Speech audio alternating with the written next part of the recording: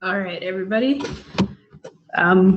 Welcome to the Navionics webinar series. Tonight we'll be talking about how to use technology, specifically phone and tablet applications, to help boost your short course game. So inshore racing, not really focusing on distance racing tonight. So let's see if this works. Here we go. Okay, so we'll still wait a little bit for some more people to come in. Looks like we get a few more participants every 10 seconds or so, but I'll kind of stall a little bit, give an intro about myself. For those of you that haven't attended one of the previous webinars that I've hosted, my name is Jenna Ferrieri. I'm out in San Diego right now, grew up on the East Coast though, in New York. Lived in Canada for a few years before I moved out here. Sorry, just getting a notification from one of my fellow Navionics specialists. But yeah, so I moved out to San Diego. I work as a naval architect for one of the firms out here. I've been sailing since I was a young kid, started in junior programs out in New York, went all the way through, started teaching when I was in high school, coaching junior programs and racing through high school and college, and then made the transition to big boats. And now out here in San Diego, I work in ship design, specifically small boats. And then I also coach part-time for J-World Sailing School, J80 fleet, so anything from beginner learn to sail classes up through advanced racing clinics. And then I'm also a sailing specialist for Navionics. And that's primarily why we are here tonight. So let's, I guess, go ahead and jump in. I think everyone that's more or less decided to join us tonight is here. So goal of tonight. So, you know, as a technician on a boat or helm or boat owner, you're constantly running through information in your head, trying to process and make the right decisions to get your boat to cross the line first. That's kind of the end goal of everything here. And so there are some high budget programs that have, you know, they spend thousands of dollars on instrumentation packages and software and all that sort of stuff to help make those decisions for them or help them make those decisions. But if you're a typical weekend sailor, you know, you're not going to be spending thousands of dollars on that sort of thing. It's not really worth it unless you have a lot of money to burn and nothing better to spend it on.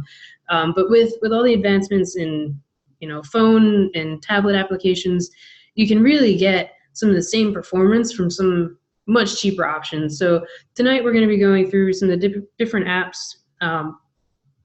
Disclaimer, ones that I primarily use, so kind of an opinionated webinar tonight. But bear with me, and if you've got any ones that you really like or any features that you like on anything, totally open to hearing about that, so feel free to shoot me an email. I think on the last slide I've got my email address there. But yeah, I'm always open to learning about new things, so feel free to let me know if I've gotten something totally wrong. But basically, we're going to go through the apps that I've found most useful for kind of gathering your information, organizing and storing that data so you can quickly reference back to it. And then, you know, that information stored will help you make your tactical calls to the race, and then reviewing your races at the end. So this is, you'll kind of notice as we go through the slides, racing debriefs are kind of a big thing for me. I really like them. I think they're a really powerful tool. So we'll talk a little bit about that later.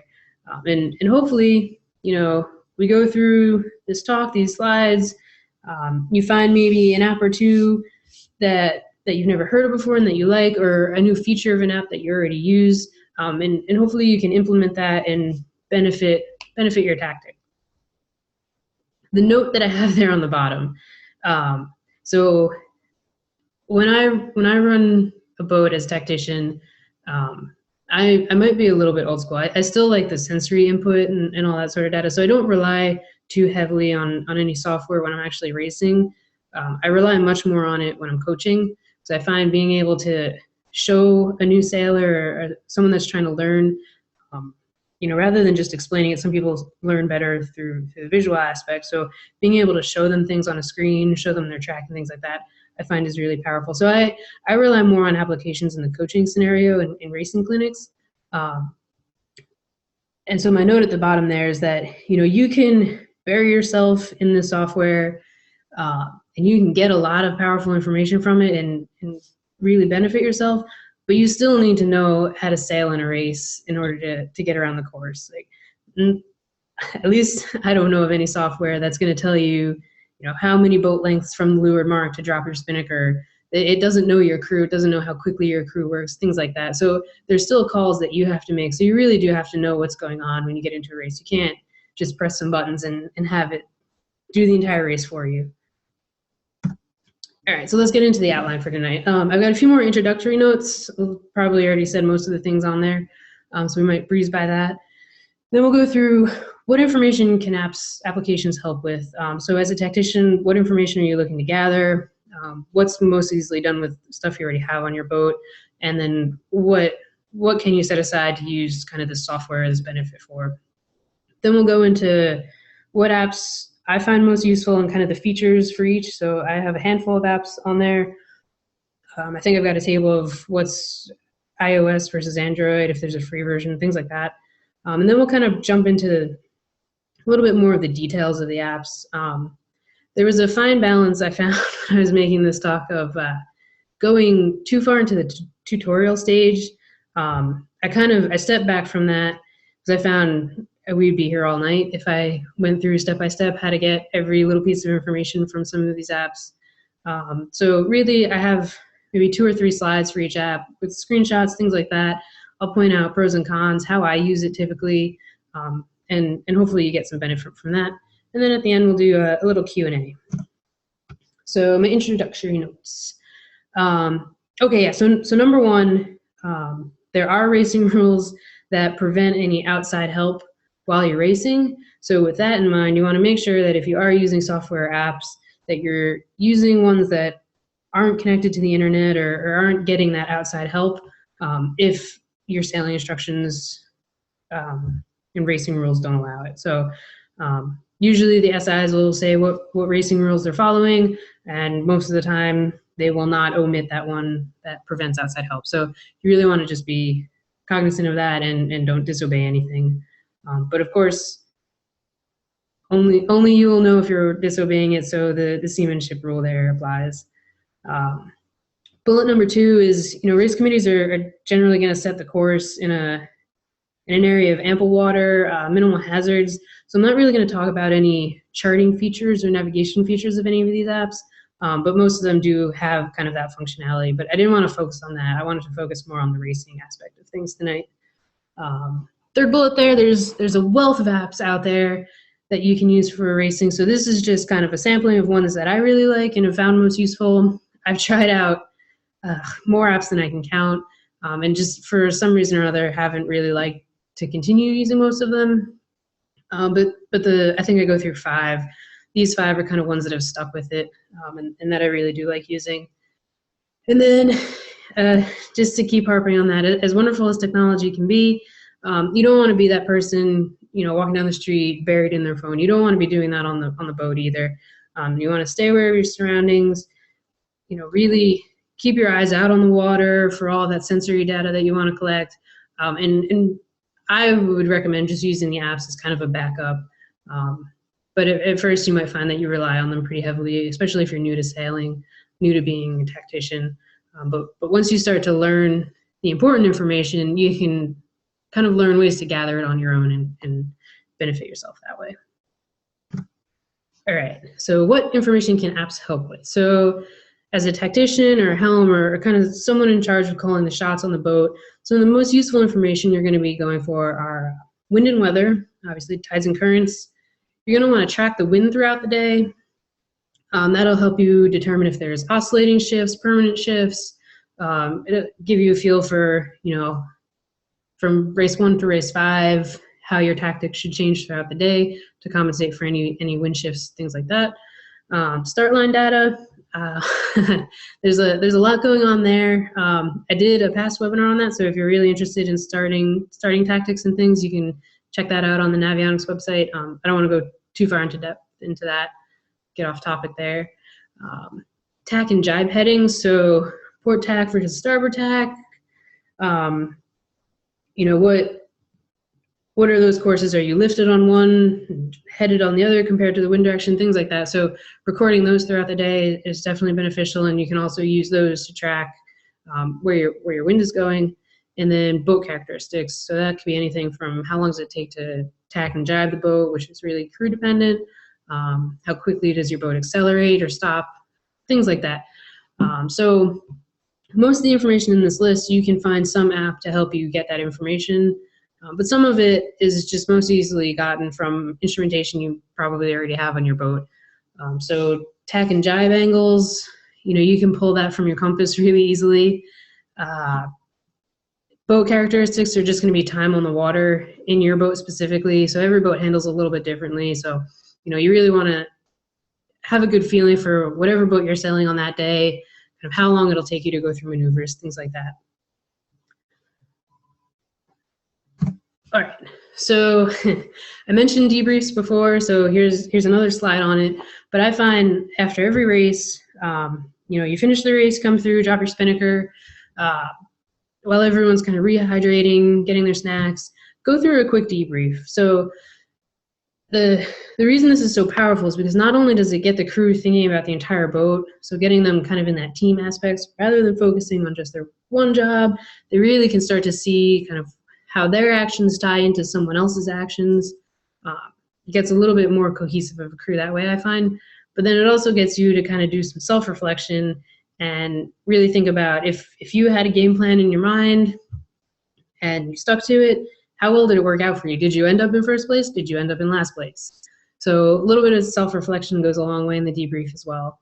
And then the second bullet here is just a list of things that I normally try to cover. Sometimes we don't get to all of it. Sometimes, we blow through it really quickly. But just to go through it, number one is, did we have a game plan? Did we stick to it? And if we did stick to it, did it work? If it didn't work, then we can go into a discussion of what should we have done differently. So for the starts, how were we positioned on the start? Did we have clean air? Were we over the line early? Did we have to go around one of the ends? Were we late? And then, so every start, you can improve on every start, I think. So,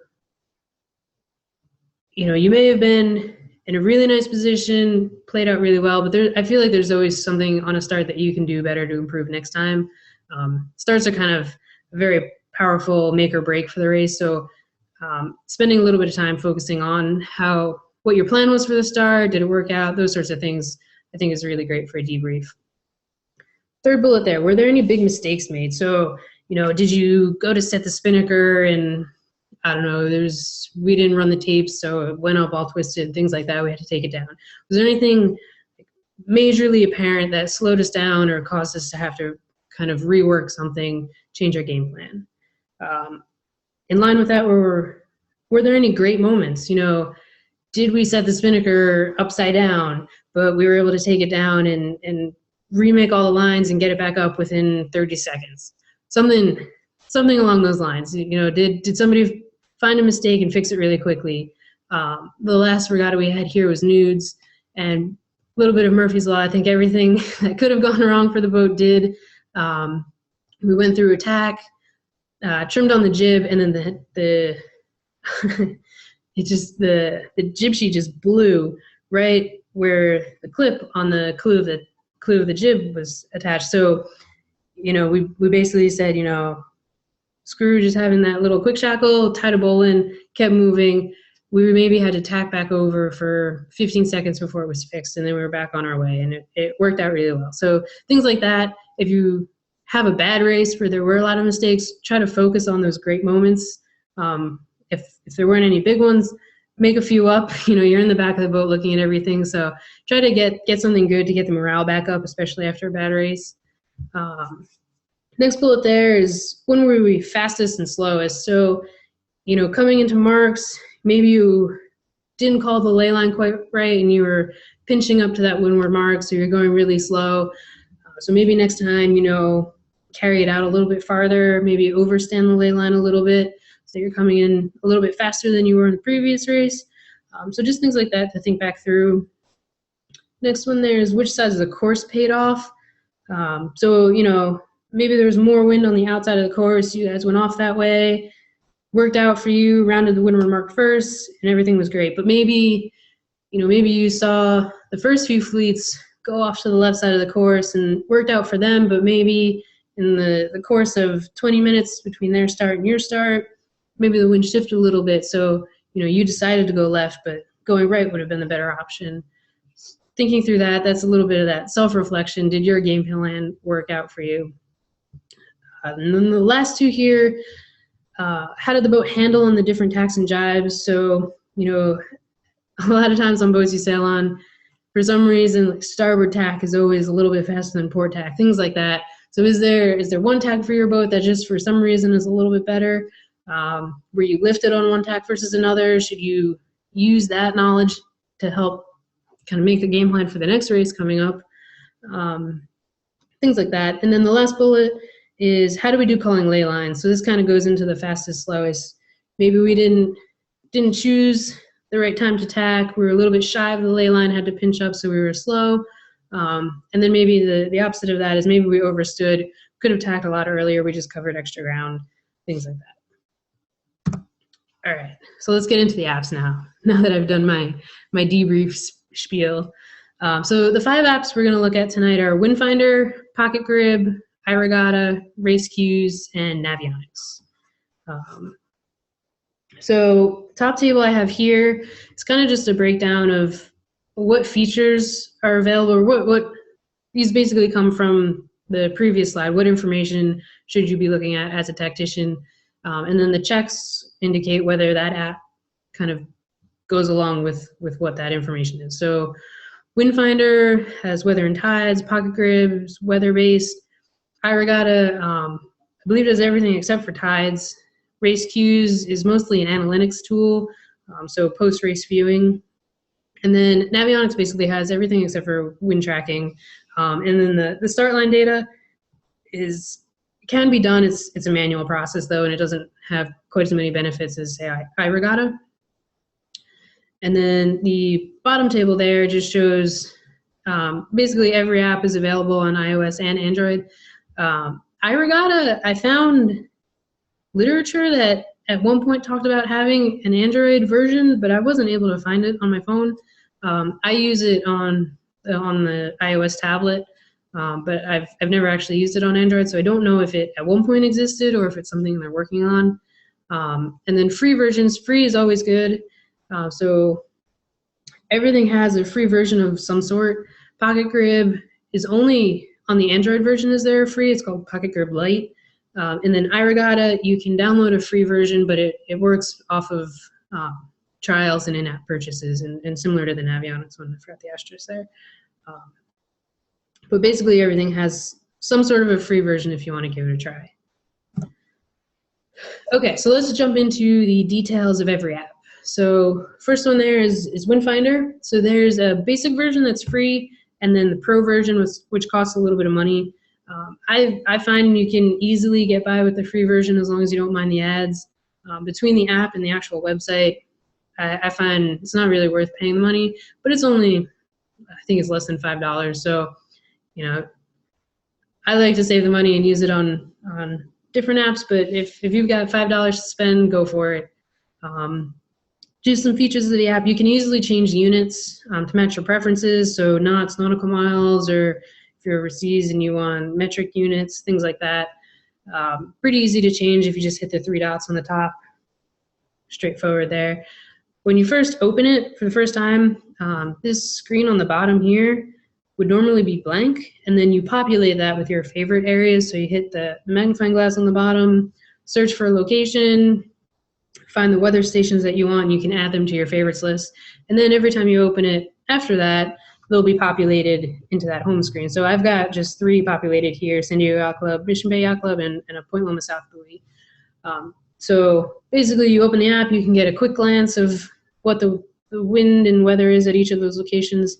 And then if you tap on that location, like San Diego Yacht Club, you can get a more detailed forecast, and then a wind report, which is what's in this right-hand picture here. So I use Windfinder mostly for wind speed and directions. I find, at least in the San Diego area, there's maybe 5 or 6 buoys in and around San Diego Bay alone, which is pretty cool because you can look at each of those locations and kind of see the wind trends, if the local topography is affecting any of the wind variations and wind shifts there. So it's pretty quickly you can go through and make a little bit of an analysis of what the wind's doing in the gaps between those stations, which is pretty useful. Okay, Pocket Grib, next one up. So in Pocket Grib, this app is a little bit more weather forecasting based rather than just a wind readout. So basically you download Grib file for your area of choice, and then you can download for 1 day, multiple days, and then you can animate and watch the wind maps change as time goes on. So when you go to download, you have the option to choose a number of Grib layers to download. So that can be anything from wind direction and speed to pressure, precipitation, temperatures, wave heights, cloud cover, things like that. I believe the free app might be a little bit limited on what layers you can choose. But if so, it's got, I would imagine it's got wind and temperature and kind of the big ones that you'd want to look at. So once you zoom into your area, you click download, downloads it to your phone and saves it to your phone. And then you can tap on it, animate it, change the layers, things like that. And then what's actually pretty cool is once it's saved, you have it there for, I think, 10 days before it automatically deletes, but you can just go back. If you downloaded a 4-day forecast, on, say, day 2 of that forecast, you can go back and just refresh it without having to zoom into the exact position on the map where you were previously. Just update it, re-downloads it for you. And then, so what we've got here in terms of screenshots, on the left is kind of your wind map, typical wind map. You can animate that and watch the wind barbs change, look for any fronts coming through, anything like that. And then on the bottom, you can click through and actually look at it in chart form, which is sometimes pretty helpful. That's what we've got in the right-hand picture there. Okay, let's get into some fun ones now. So iRegatta. iRegatta is a pretty impressive app. And I think I've only got 2 slides here, which doesn't really do it justice because of all of the features it has. But we could basically spend a full day going through all the features. So without making it too long of a night, I kind of just pulled some of the most useful features that I find. So screen number 1 when you open the app is kind of your dashboard screen. So that's what you see on the left-hand screenshot here. It's typically got 4 readouts. You can tap on it, make one of them bigger. If you tap and hold, you can change what's actually displayed.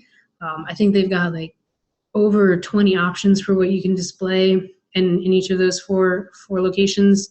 But what I find is that most of what information I would display on that screen is going to be what the information on my instruments is. So I don't really pay too much attention to this. It is helpful if like someone's up blocking the instruments when we're trimming spinnaker or something. So I will occasionally flip back to it, but I don't really spend too much time on this.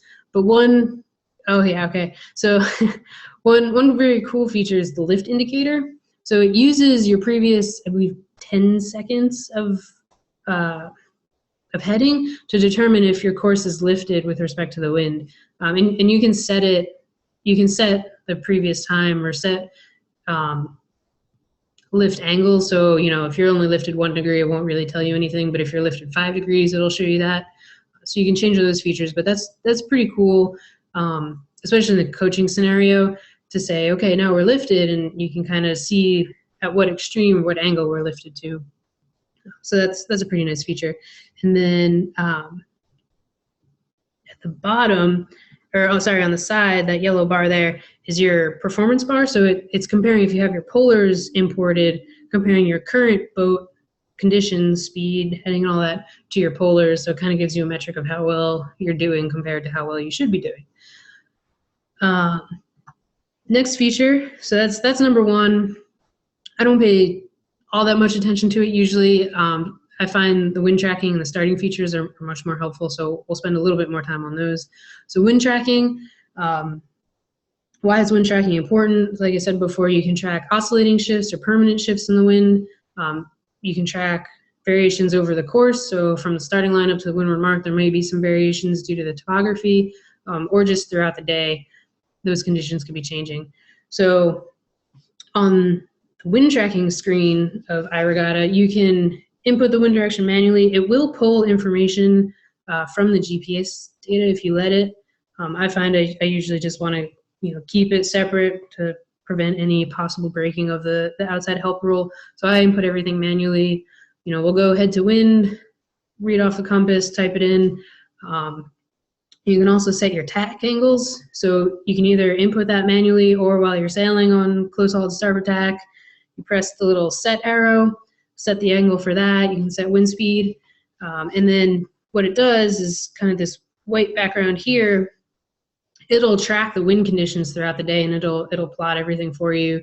It'll plot your tack angles and things like that. So pretty useful way, so you don't have to be writing down everything throughout the day. It's nicely displayed in a concise little chart there for you. And then the starting feature. So this is possibly the most powerful feature of this app.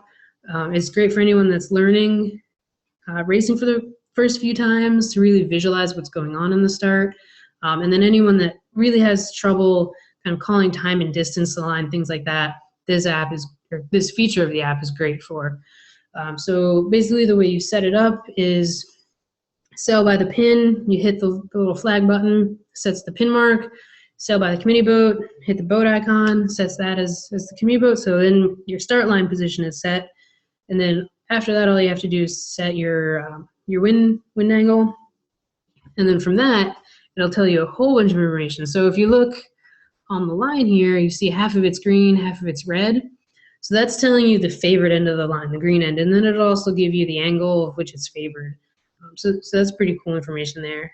And then on the bottom screenshot, you see we have this purple shading.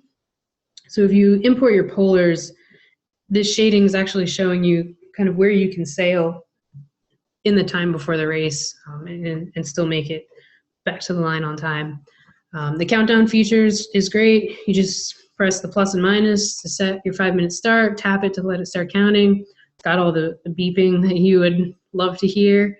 And then the time to the line is a cool feature. So you can see, I pulled these two screenshots because I thought it was the most useful. So in the first one, the boat's kind of off to the right. It'll take that boat 2 minutes, 45 seconds to get back around into the start line. So, they're probably haven't even started yet. Clock's not counting down, so they're just kind of tooling around. But, pre-start, when you're doing that sort of stuff, take a look at the distance to the line and the time to the line and start to acquaint yourself with how long is it going to take me to get this far. Those sorts of things, so you can rely less and less on the app and just use it as kind of a secondary or a backup. And then the bottom one here, you can see time to the line is just 3 X's. So that means that boat is right on the line. So this, they've got 2 minutes, 47 seconds before the start. They're basically right at the committee boat end. And I think we're probably just setting the race committee boat waypoint in this scenario because they're right on that. But you can see you want a slightly positive time to the line because that means you either want the X's or slightly positive because that means it'll be a little bit late. If it's negative, it means you're over early, which is never any good because you have to come back around. And then, the note at the bottom, these 2 slides don't do this app justice. It's got so many features on it. But I really like the starting feature, especially for new sailors, to really visualize what's going on in the start. Next up is race cues. So this is, again, another really powerful app. But in terms of implementing it on the phone or the tablet while you're out on the water, it's very, very simple. App is great if you've got multiple boats out racing or out practicing and you each record, because once you upload, you can look at the tracks and everything from the other boats, so you can compare yourself to those. On the second bullet, I call it a drawback. I'm not necessarily sure it's a drawback, but you record your track, it'll save it and it'll show it, and that's what's in this top screenshot here. So you can just kind of look at your very basic track and speeds and things like that. But in order to make the most use of all the analytics that this software has, you really need to upload to a computer and set the course and really go through it that way. So how it works is basically you open the app, press start tracking, it'll go. You can set it to have like a preset time. So if you don't want it to start recording for another hour, say you have to transit out to your racing course, you can set it to start an hour from now, go out, it'll put your phone down below, it'll start recording for you. When you're done sailing for the day, you stop it. You can choose to upload it over Wi-Fi or let it do a live broadcast. I usually wait to upload over Wi-Fi. There's no point wasting any data. And then once it's up, you just sign in to the website. You log in, tracks there, and then before you can do any analytics, you have to set the course. So you go through, you put your starting line buoys, your windward marks, things like that, and then you can start using the analytics function. So the sub-bullet I have there is, in terms of a post-race debrief out on the water, you really just have kind of the basic track, but this app is really, really powerful for like a post-day debrief or in a coaching session. Say when you come back in off the water, you're in the classroom session, you can pull it up and really go through a more in-depth analysis that way than what you would do in, say, the 5 minutes between races. So let's look a little bit more at the analytics side of things, since the app itself is pretty basic. So once you got it uploaded, some of the best features I find to go over in the debrief are things like tack and jibe data, the groove analysis. So we'll start with those two before I get sidetracked. So tack and jibe data, it'll display, once you have the course set and you pull it up, you can click on any, I think it records data every second. You can click on every one of those, and it'll give you a little bit of a breakdown like you see in the screenshot here. And then if you click on the tack or the jibe, it'll give you a little bit more information. So you can see the angle that you tacked through, how far you actually oversteered. So in this case, 19 degrees. You got your speeds and your VMGs, duration, recovery time, so the time it took you to get back up to speed, and then time lost during that turn. So you can see, they lost 6 seconds in that turn. If they decided to tack 10 times during the race, they'd be a minute back if another boat was spot on with their tacks, things like that. So really powerful analytics in terms of turning data. Groove analysis is another pretty cool one. It uses a proprietary algorithm to determine whether you're in the groove or not, but it comes up on the track as these colored lines. So boat one is the green line, and the second boat is the red line. It's a little bit harder to see. So we'll look at the green line. Basically, when the boat's in the groove, it's going to display that line. When the boat's out of the groove, it has a little bit of a break. So you can see the green boat was doing pretty well. They're not really much in terms of breaks in the groove analysis. The red boat has a pretty big break in this area here where I'm mousing over. And so, if you're going through the groove analysis and you see a lot of break points, you might say, hey, what was going on the boat during that time? What were we doing? We really weren't focusing. And what's cool about the app is you can, if you've got a GoPro or a camera hooked up to, your transom somewhere on the stern of the boat or on your boom, you can actually sync that video with your track. And so, if 2 minutes into the race, if we found we just couldn't get into the groove for some reason, you can look back into that video, sync up to the same time, and see what was going on the boat. Maybe there's some distraction going on, and that's the reason you were sailing kind of poorly. So that's a pretty cool feature. Comparison to other boats is great, especially for practice days. If you're out on, doing 2 boat comparisons, if you both record, re-upload, you can match and say, boat 1 went off right. They were lifted, but not really sailing in the groove. Boat 2 went off left. They sailed the worst tack first, but then so the long tack was the headed tack, and then they tacked and head over to the mark, but they were sailing in the groove. You can kind of compare boat handling versus kind of the tactical calls and see what played out or where you lost time and things like that. And then the last bullet here is if you mount the phone or the tablet, you can get heel and drift information, so drift to leeward. I've never actually done that, so I wasn't going to talk too much on it, but it seems like it could be a pretty cool feature, especially if you're new to the boat, trying to keep the heel within the optimum, like 10-ish degrees. So that could be a pretty cool tool to try to use. Okay, so let's get into navionics. I think I've got 3 slides for navionics, a lot of screenshots here. So, tonight's webinar is brought to us by navionics, so I wanted to make sure to include it in some capacity. And what I actually find is surprising, especially through coaching when we're working through this sort of stuff, is the average sailor and boater usually just uses the navionics app for navigation and charting purposes. But there are a number of features that if you know if they exist and how to use them, can be really powerful tools for sailing races. So the first of it is wind and weather. So you can tap on a location on the screen, press the question mark, and pull up wind and weather data. You can also get to it through the menu. And you can put this wind map overlay and actually animate it, and kind of similar to the pocket grid, you can see fronts coming in and things like that. And then if you do the more specific point weather map, you get a little bit more localized data that way. So, you know, I still check it back with Windfinder and pocket grids, but in terms of getting functionality out of one app, I think it's a good way to go. Tides and currents is another good one. I find, you know, there's a lot of apps out there for tides and currents, but I find Navionics has a number of tide and current stations where they're pulling data from. So like in San Diego Bay, where you curve up over north around Coronado Island, I think they have 4 or 5 tide and current stations in there. So around that curvature of the island, you can really get a good profile of what's happening, areas of accelerated flow and things like that. But basically on the app, when you look at it, if there's a little arrow, that's going to be your current. So you tap on that and it'll pull up on the bottom of the screen a little profile of what the current's doing, the direction. You can scroll through and look through kind of the day's duration. The tides come up as a little cylinder. And again, if you tap on that, on the bottom of the screen, it'll pull up and you can scroll through. You know, if you're doing a little bit of racing homework, maybe you're looking at this a few days out, you can actually set the date to look forward a little bit so you don't have to sit there and scroll through a bunch of days, which is pretty cool. Start line data. So this was the one where it's, you know, it could be done. It's a little bit of manual process and you really need to know more or less what's going on. So this is maybe a little bit more for the advanced racer.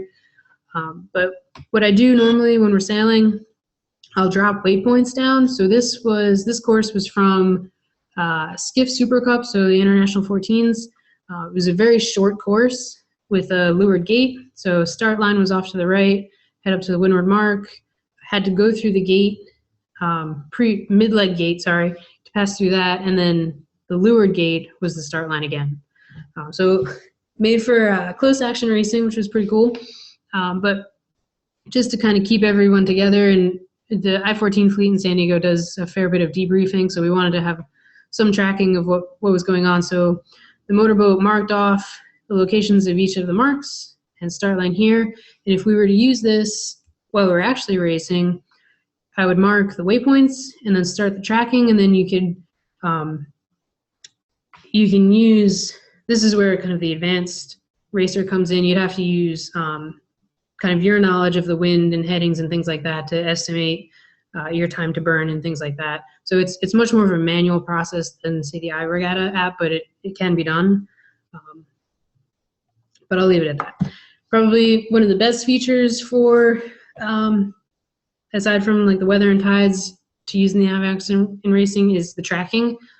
So the analytics that RaceQs offers post-race, post-day, is fantastic, and I highly recommend using that. But in terms of having something that you can quickly look at in kind of the 10-minute debrief on the boat between races, Navionics is my go-to. So basically you just start recording, let it go throughout the day, and then at the end of the day, you stop it, save it. You can share it through email or social media if you want, if your crew really want the track for the day. But what's great is you can pull out the iPad, animate it, press play. You can watch the red pin, kind of follow your course along.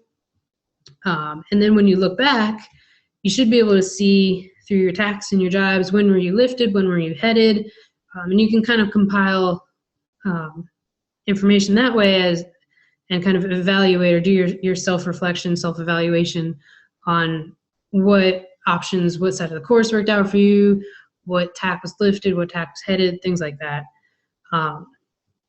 A little bit on the features of it. So this screenshot here is from a racing clinic we did. The start line is in this mess down here. Windward mark was just off screen up here. We set the course extremely skewed just to get the kind of the mental aspect of the tactics in for the new racers. So that's why it looks like a terrible track. But basically, They worked upwind. They realized that if they started to the right side of the course, you could get up to the windward mark in one tack. So they learned that pretty quickly, rounded the mark, and then again, you wanted to get back over to the right side of the course for your downwind leg back down. So this was fun to look at. You know, the first time we went around, they went way off into the channel before they came back. And, you know, we basically had to reach back across to get to the leeward gate. So when they looked back through that, they realized, maybe that wasn't such a good idea. Maybe we should stick more to the right side of the course next time on our downwind leg. So really easy, quick way to look through, get the debrief done. And then kind of a hidden feature.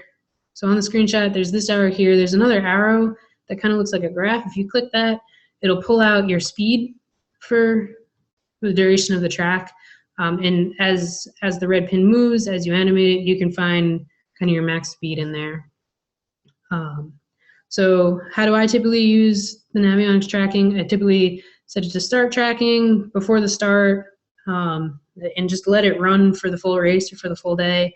And then after we finish, I pause it, animate it, take a look through, and you can identify just from the course and looking at kind of your zigzag pattern when you were lifted.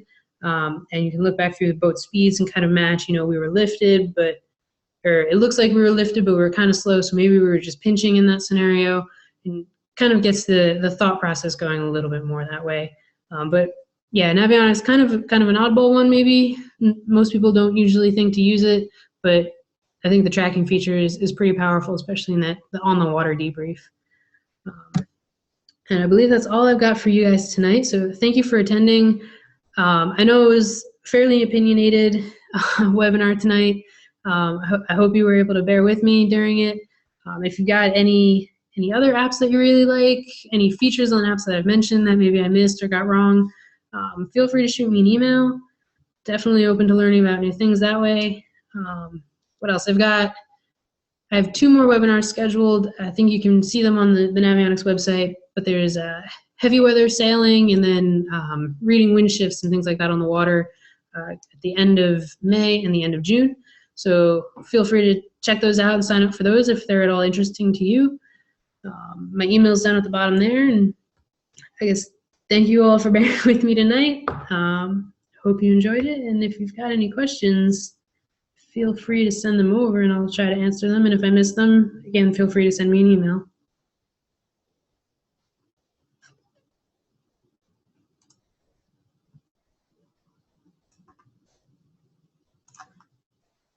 Alrighty.